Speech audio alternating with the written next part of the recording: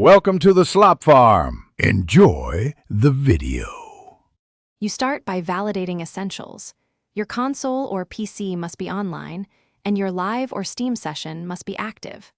Once done, restart the router and your device to clear transient routing issues. Make sure to disable VPNs, proxies, or third-party firewalls temporarily, because they can block Forza Horizon 5 authentication. You want a clean path from your machine to the game servers before proceeding to account and NAT checks. This avoids chasing complex fixes prematurely. Now focus on account and network translation. You must confirm your Xbox or Microsoft account is signed in with the correct region and active subscription, otherwise servers reject you. Then check NAT type. Open is preferred, moderate or strict can block matchmaking.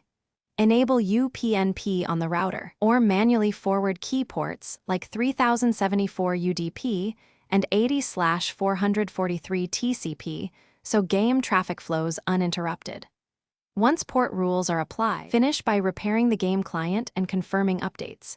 You should verify integrity of game files, apply pending patches, and reinstall only if corruption persists. This resolves client-side auth failures. Then test using an alternate network, such as a mobile hotspot, to determine if your ISP or router is the issue.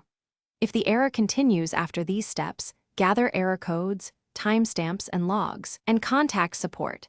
This helps engineers reproduce the problem and speeds resolution when network fixes fail. Thanks for watching. Consider subscribing if we helped you today.